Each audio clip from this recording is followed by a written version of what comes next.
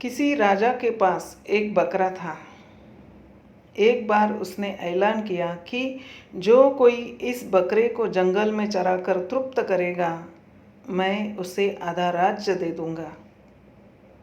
किंतु बकरे का पेट पूरा भरा है या नहीं, इसकी परीक्षा मैं खुद करूंगा।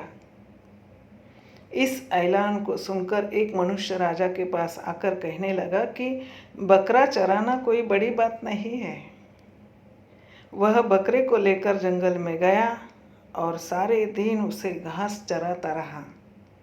शाम तक उसने बकरे को खूब घास खिलाई और फिर सोचा कि सारे दिन इसने इतनी घास खाई है, अब तो इसका पेट भर गया होगा, तो अब इसको राजा के पास ले चलूं। बकरे के साथ वह राजा के पास गया। राजा ने थोड़ी सी हरी घास बकरे के सामने रखी तो बकरा उसे खाने लगा। इस पर राजा ने उस मनुष्य से कहा कि तूने उसे पेट भर खिलाया ही नहीं, वरना वह घास क्यों खाने लगता। बहुत जनों ने बकरे का पेट भरने का प्रयत्न किया, किंतु जो ही दरबार में उसके सामने घास डाली जाती तो वह फिर से खाने लगता। एक विद्वान ब्राह्मण ने सोचा, इस ऐलान का कोई तो रहस्य है, तत्व है।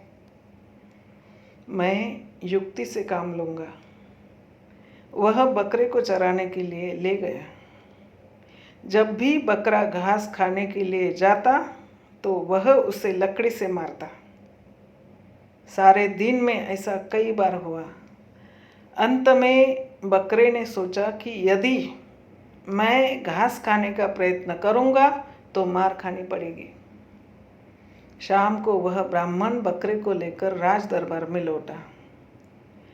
बकरे को तो उसने बिल्कुल घास नहीं खिलाई थी, फिर भी राजा से कहा, मैंने इसको पेट भर खिलाया है, अतः यह अब बिल्कुल घास नहीं खाएगा।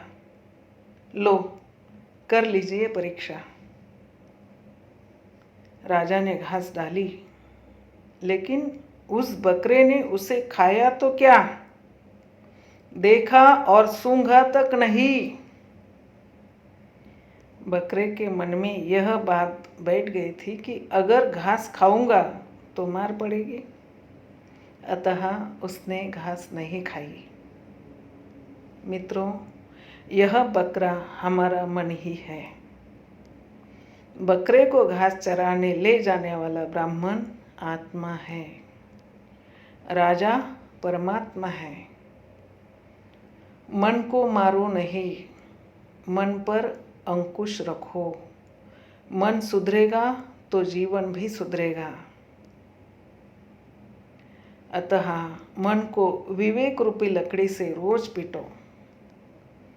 कमाई छोटी या बड़ी हो सकती है, पर रोटी की साइज लगभग सब घर में एक जैसी ही होती है। अगर आप किसी को छोटा देख रहे हो तो आप उसे या तो दूर से देख रहे हो या अपने गुरूर से देख रहे हो। जय जय श्री राम।